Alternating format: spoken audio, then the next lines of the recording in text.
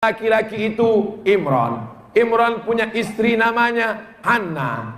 Hanna punya anak perempuan namanya Maryam. Maryam punya anak laki-laki namanya Isa. Jadi kalau ada saudara-saudara kita yang mengaku pengikut Nabi Isa, tapi justru membela Israel, membela Yahudi, Israel itulah yang menuduh Maria perempuan berzina, Israel Yahudi lah yang menuduh Isa anak zina. Kok bisa-bisanya kalian membela Israel? Betul. Cita tertinggi anak Palestina adalah mati syahid. Apakah orang Medan siap mati syahid? Siap mati syahid. Siap mati syahid. Siap keluar duit. Tak sama kuatmu. Mereka tidak membunuh kami, Abdul Somad, karena kami tidak takut mati. Tapi tentara Israel masuk ke dalam rumah kami. Mereka tendang pecahkan itu tempat-tempat minyak zaitun. Supaya apa? Supaya kami lapar. Supaya kami lemah. Supaya masjid tidak salat berjamaah. Supaya tidak ada yang berdoa kepada Allah. Itu yang mereka lakukan. Penjara terbesar di dunia bukan di Guantanamo, Amerika. Penjara terbesar di dunia bukan di Alcatraz. Penjara terbesar di dunia adalah di Palestina. Mereka cari anjing-anjing lapar, herder, tidak mereka kasih makan berhari-hari. Lalu mereka ambil orang Palestina, mereka cambuk berdarah, tumpah darahnya, berbau amis, mereka sobek kulitnya, supaya anjing-anjing itu mencium bau darah, supaya menerkam, mencabi-cabi orang Palestina. Tidak diliput oleh TV nasional, tidak ditampilkan TV internasional. Kenapa? Karena kantor berita internasional bernama Reuters, dan Reuters adalah punya Yahudi. Alhamdulillah, kantor berita kita masih menyuarakan Palestina. Kenapa? Karena orang Medan punya koran, waspada. Koran-koran yang memberitakan Palestina, mudah-mudahan mereka dapat pahala syahid, insya-Allah. Hai koran-koran Medan, koran Sumatera Utara, kalian liput 6 tabligh akbar ini. Mati kalian. Kalian akan melihat buku catatan. Pernah jihad untuk Palestina? Pernah kalian jihad? Tidak. Pernah kalian ke Palestina? Tidak. Pernah kalian naik pesawat? Belum.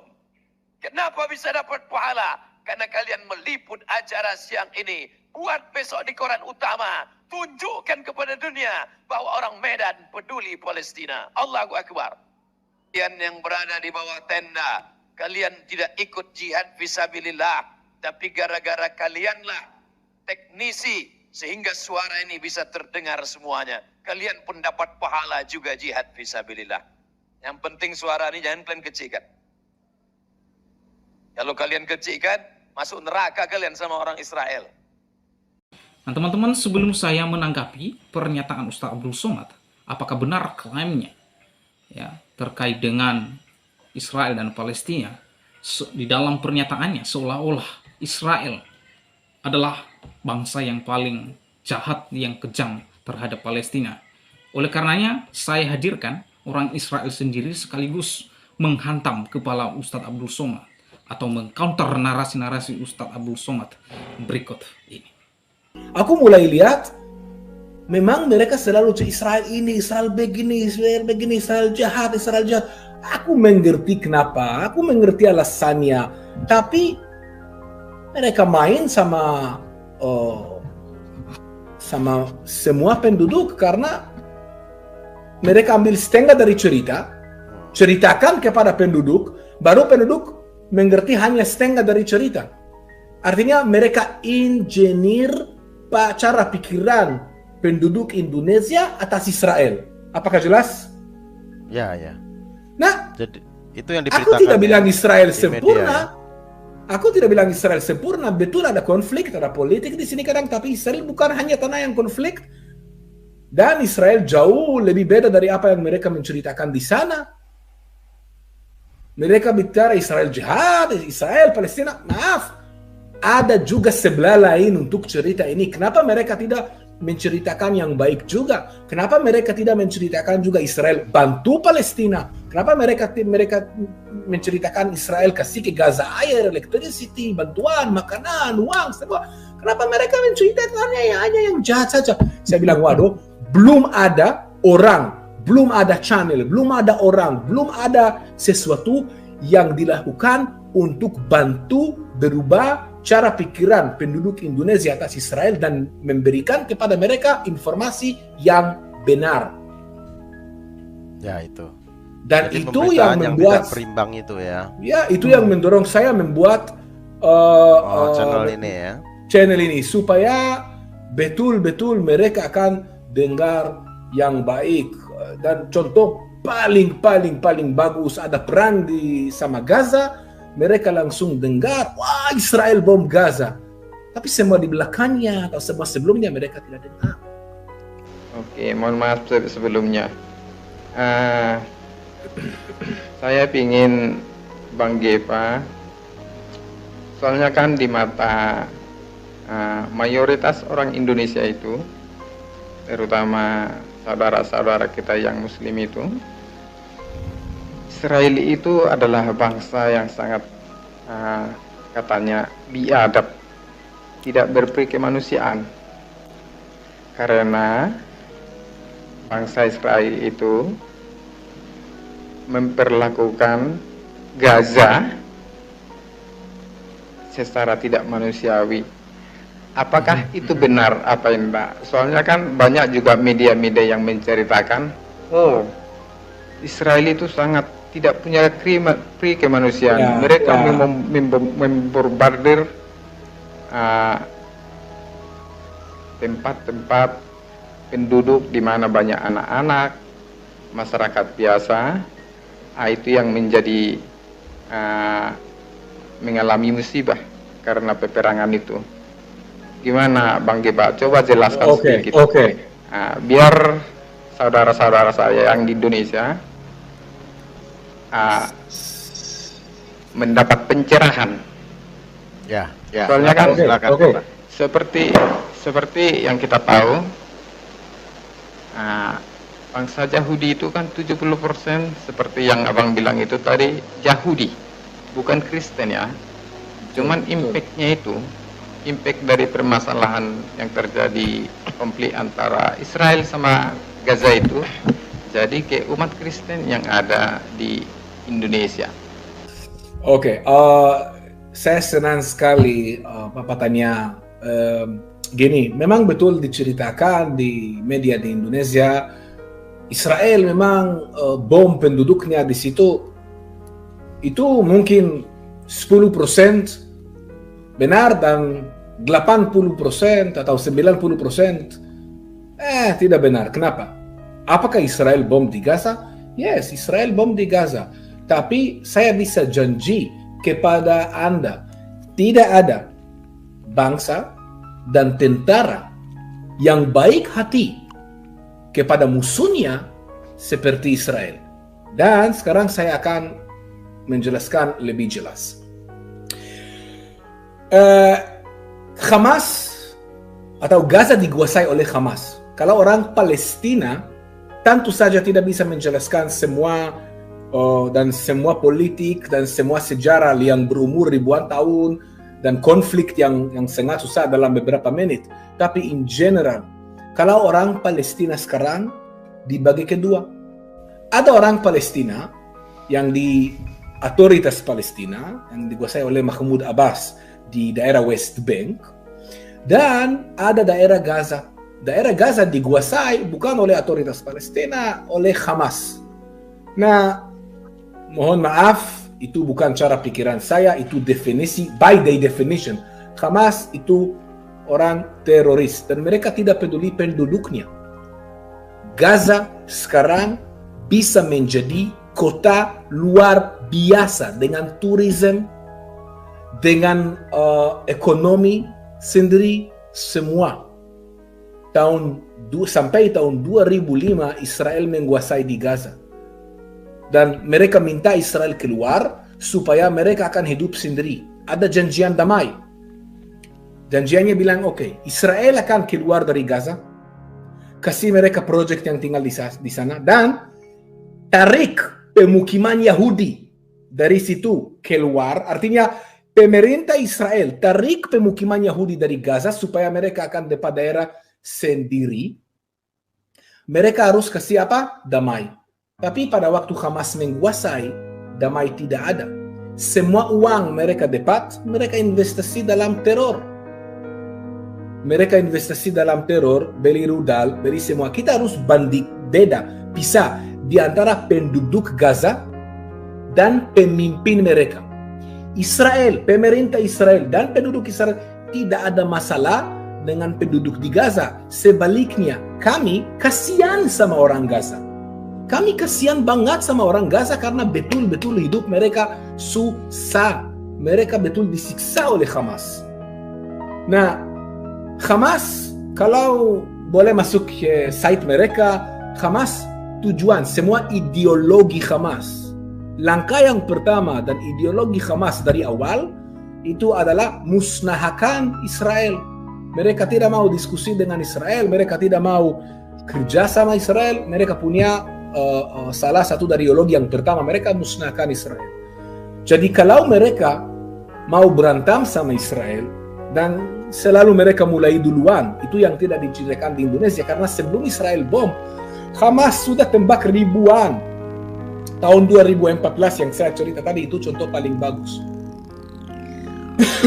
Israel mulai tembak hanya sesudah Hamas tembak ribuan rudal atas Israel. Masalahnya gini, Hamas itu organisasi teror, dia tidak peduli penduduknya. Jadi kalau dia tembak rudal dari mana? Dari rumah orang penduduk, dari masjid, dari rumah sakit, dari sekolah anak-anak. Kenapa?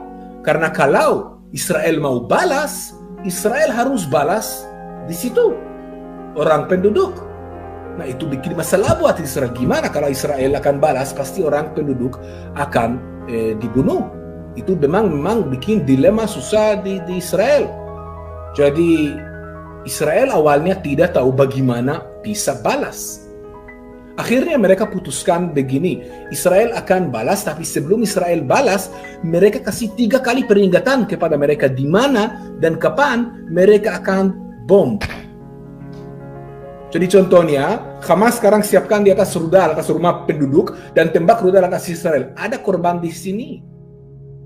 Ada orang Israel yang mati. Israel coba omong sama Hamas, berhenti, mereka tidak mau. Akhirnya Israel mau balas, jadi mereka balas, tapi sebelum mereka balas, mereka kasih peringatan, hati-hati, keluar dari rumah ini, karena sebentar lagi kita akan bom. Nah, saya belum pernah lihat 2 negeri, atau 2 negeri, bangsa, whatever, bagaimana, apapun yang kata terpilih, yang perang di antara mereka, dan satu sebelah kasih peringatan ke musuhnya di mana dan kapan mereka akan menyerang. Karena Hamas juga tahu dan lari. Itu betul-betul sesuatu yang aneh. Bagaimana Israel bisa kasih mereka peringatan? Karena mereka pasti lari. Israel tahu mereka lari, dan ini persis alasannya, supaya bisa kasihan atas orang penduduknya. Nah, kalau dari sebelah Hamas, makin korban ada di Gaza, makin propaganda anti-Israel. Karena kalau Hamas cara perang biasa, konvensional, tidak mungkin bisa musnahkan Israel saat ini. Cara yang mana mereka bisa menang Israel dan hancurkan Israel? Cara media. Cara media untuk menghancurkan nama Israel. By the way, selama perang di Israel, Gaza dapat air dari mana? Israel. Electricity dari mana? Israel. Semen untuk membangun terowongan, ya, yang mereka coba serang sama Israel, mereka dapat dari Israel. Uang, obat. Kalau ada orang yang sakit kanker di Gaza, Israel terima mereka, ada aturan pasti, tapi Israel terima mereka dan kasih dia bantuan. Itu sebagian yang tidak diceritakan di Indonesia. Apakah Israel sempurna? Tidak. Israel tidak sempurna. Tidak ada yang sempurna di dunia. Tapi kalau ada perang, tidak mungkin Israel akan langsung bom orang penduduk. Pasti mereka kasih peringatan dulu. Nah, teman-teman, itulah ada video yang baru saja kita saksikan di mana Ustadz Abdul Somad ia selalu memberikan ceramah yang menghasut jemaatnya atau orang lain yang menuduh Israel, bahwa Israel menuduh Maria. Halo Pak Ustadz Abdul Somad, apapun hasutanmu, apapun framingmu terkait dengan Israel tidak pernah berpengaruh atau ada pengaruhnya sama sekali. Tidak ada Bapak. Ya, setuju atau tidak, Israel lah yang terkuat di Timur Tengah. Jelas firman Tuhan di dalam Mazmur pasal 121 bahwa Tuhanlah penjaga Israel. Apapun framingmu dan tuduhan-tuduhan terhadap Israel dan lain sebagainya, lalu engkau berkuar-kuar di media sosial, tidak ada sedikit pun faedahnya terhadap Israel. Yang perlu Anda ketahui, kalau engkau mengalahkan Israel adalah ini, otak ini dan teknologi, ya. Kalau ceramah-ceramah bodoh seperti ini Bapak Ustadz, ini namanya membunuh diri sendiri. Tidak ada gunanya. Anda menghabiskan energi berkuar-kuar di media sosial dan menghasut orang lain untuk hate terhadap Israel. Tidak ada pengaruh. Mau boykot pun, ya, Anda tidak sadar kalau HP yang Anda gunakan saat ini Pak Somad, ya, itu dari Israel. Bahkan Netanyahu berkata, jika engkau memegang handphone sekarang ini, Anda termasuk bagian daripada Israel. Anda sadar itu. Mikrofon yang kau pakai itu buatan yang kamu hate itu. Tapi Anda tidak tahu diri dan tidak sadar diri terhadap bahwa Israel telah berkontribusi terhadap bangsa ini. Mazmur 121 ayat 4-8. Sesungguhnya tidak terlelap dan tidak tertidur penjaga Israel. Tuhanlah penjagamu, Tuhanlah naungan di sebelah tangan kananmu. Matahari tidak menyakiti engkau pada waktu siang atau bulan pada waktu malam. Tuhan akan menjaga engkau terhadap segala kecelakaan. Ia akan menjaga nyawamu. Tuhan akan menjaga keluar masuk dari sekarang sampai selama-lamanya. Nah teman-teman, di dalam Kejadian 12 ayat 3 firman Tuhan mengatakan, aku akan memberkati orang-orang yang memberkati engkau, dan aku akan mengutuk orang-orang yang mengutuk engkau, dan melalui engkau semua kaum di muka bumi akan mendapat berkat. Jadi kalau ada orang yang mengutuk Israel, maka Allah yang mengutuk orang tersebut. Dan barang siapa yang memberkati bangsa Israel akan diberkati oleh Tuhan sendiri.